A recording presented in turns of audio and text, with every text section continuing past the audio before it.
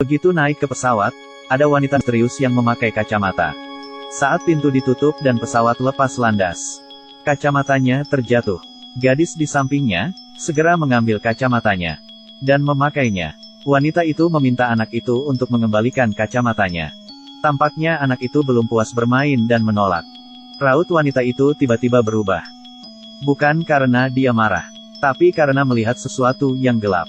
Jadi dia bangun perlahan, melihat bayangan gelap di dalam pesawat, yang berarti semua orang di sini akan mati. Lalu dia menggedor pintu dengan panik dan mengusir bayangan itu. Tapi semua orang menganggap dia gila. Semuanya cepat turun dari pesawat.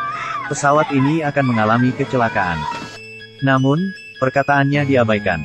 Pesawat tetap lepas landas seperti biasa.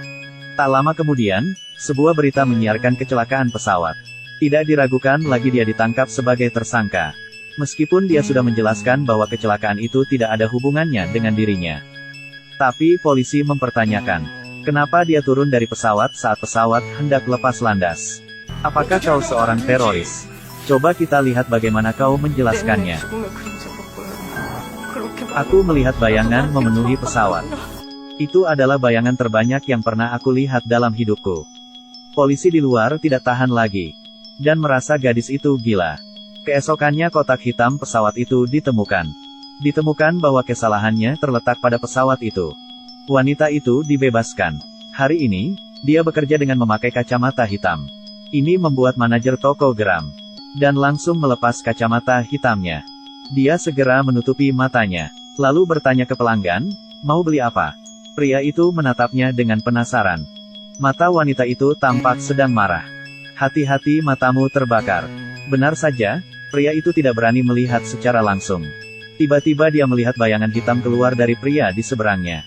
Saat pria itu hendak pergi, dia menghentikannya dan memintanya menunggu 3 menit.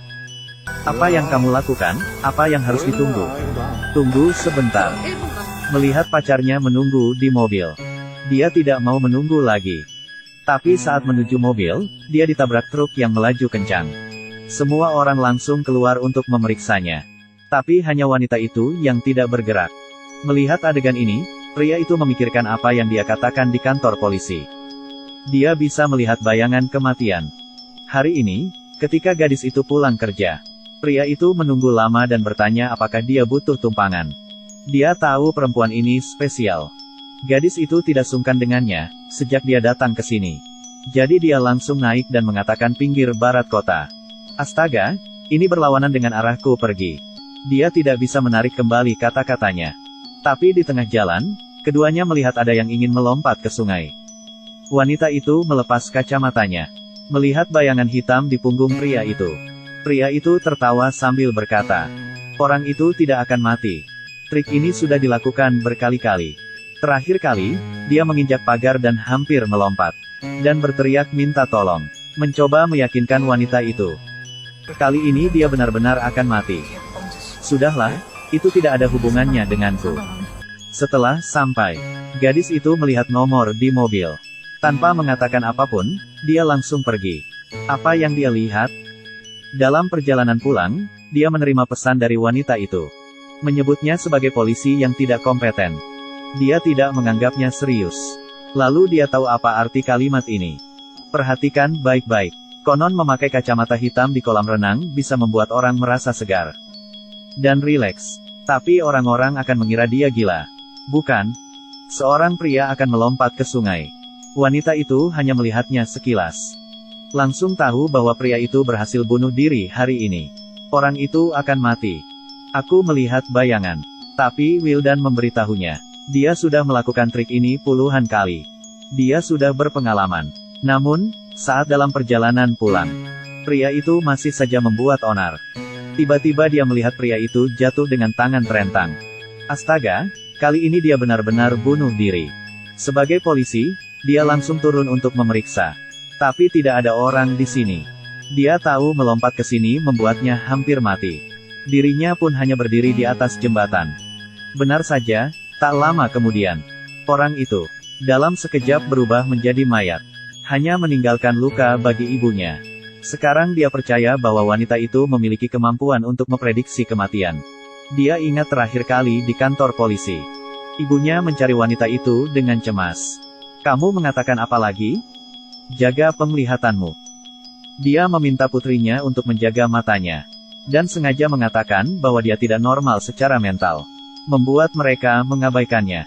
Melalui beberapa kejadian, dia yakin 100% bahwa wanita itu bukan orang biasa. Entah bagaimana dia lari ke rumah wanita itu. Dengan kondisi hancur berkeping-keping. Orang itu mati.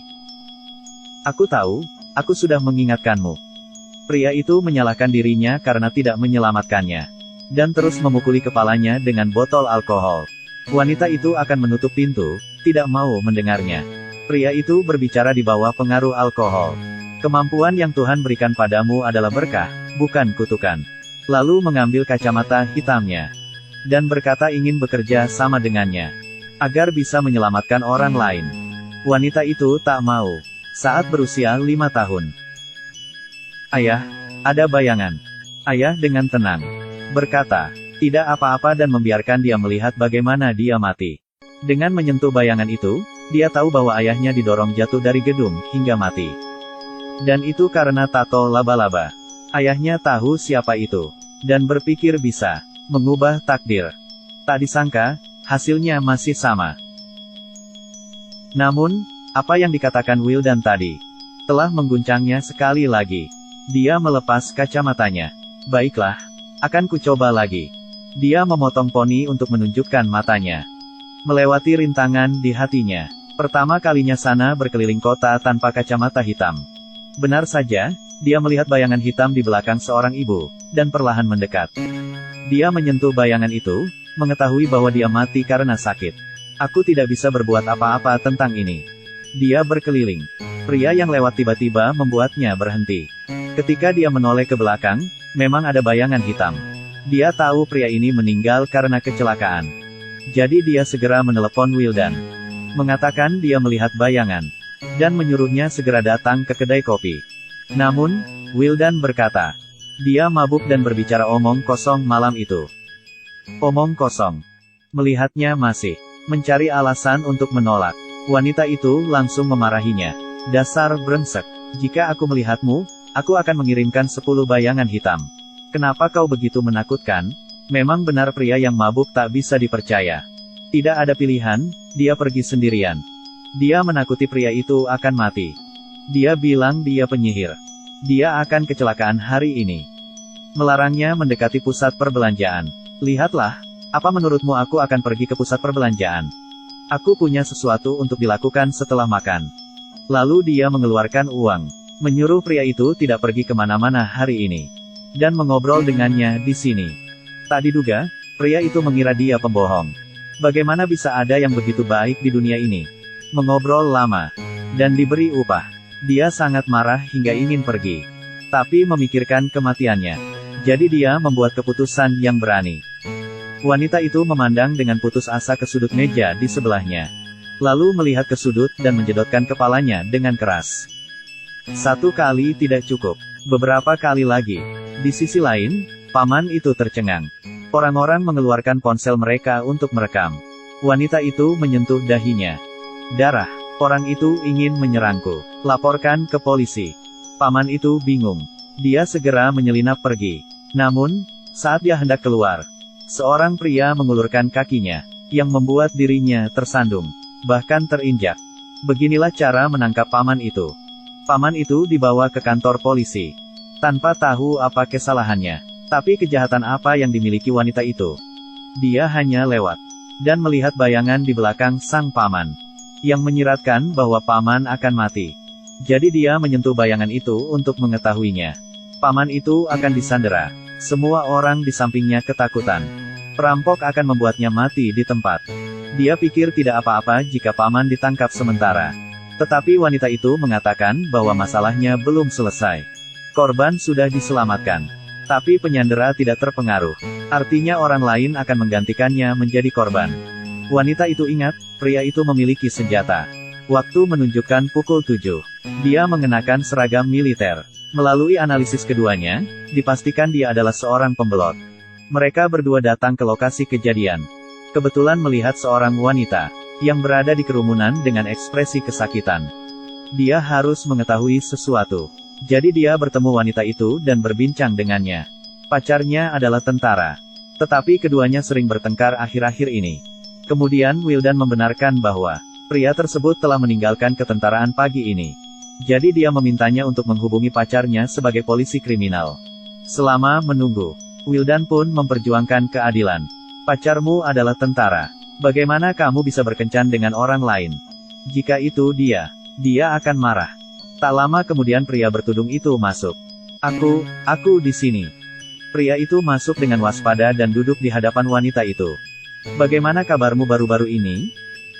Kau bilang kau berkencan dengan orang lain. Apa kau berbohong padaku? Wildan tiba-tiba muncul dan bertanya jam berapa sekarang. Menanyakan jam itu hanya akal-akalan. Sebenarnya, dia ingin memastikan apakah jam wanita itu. Kemudian dia melihat wanita itu mengangguk untuk menunjukkan benar itu dia. Lalu dia mengulurkan tangannya dengan tenang. Dan menunjukkan betapa gugupnya dia. Dia memanfaatkan ketidaksiapannya untuk memborgol pembelot itu. Meyakinkan dia baik-baik saja. Hanya pergi sebentar ke kantor polisi. Bagaimana kamu bisa melakukan ini padaku? Kemudian membawanya kembali ke kantor polisi. Menurutnya penyandera dan pembuat onar akan baik-baik saja jika mereka dikurung. Sana tidak tahu ini baru permulaan. Sangat puas dengan kerja sama Wildan hari ini. Wanita itu tidak keberatan dengan masa lalu. Aku menarik kembali kata-kataku untuk mengirimimu 10 bayangan. Kamu orang baik. Sana tidak tahu, ini kalimat terakhir yang dia katakan kepada Wildan. Ponsel paman berdering di kantor polisi. Wildan menjawabnya untuknya. Panggilan telepon ini mengubah nasibnya. Wanita itu masih larut dalam kegembiraan menyelamatkan nyawa. Jadi dia mencari Wildan untuk merayakannya. Tapi dia menemukan bahwa Wildan pergi ke suatu tempat. Sana pun menunggunya. Tiba-tiba dia menemukan sebuah foto di atas meja. Dengan gelang yang ditenun di pergelangan tangannya. Ini adalah gelang yang dia berikan ke Kak Jun. Namun, Kak Jun tidak pernah menghubunginya begitu dia pergi. Dia sangat gembira. Pembelot tiba-tiba dibawa pergi oleh tentara. Dia tiba-tiba melihat posisi jam tangan itu tidak berada di tempat yang tepat. Satu di tangan kiri, satu di tangan kanan. Jadi dia segera melangkah maju dan bertanya di mana senjatanya. Pria itu tidak punya senjata. Apakah salah jika dia menutup mata? Tiba-tiba kantor polisi menjadi ricuh. Terjadi peristiwa penyanderaan. Wanita itu segera melihat berita itu. Sandera itu sebenarnya adalah Kak Jun yang baru saja dia temukan.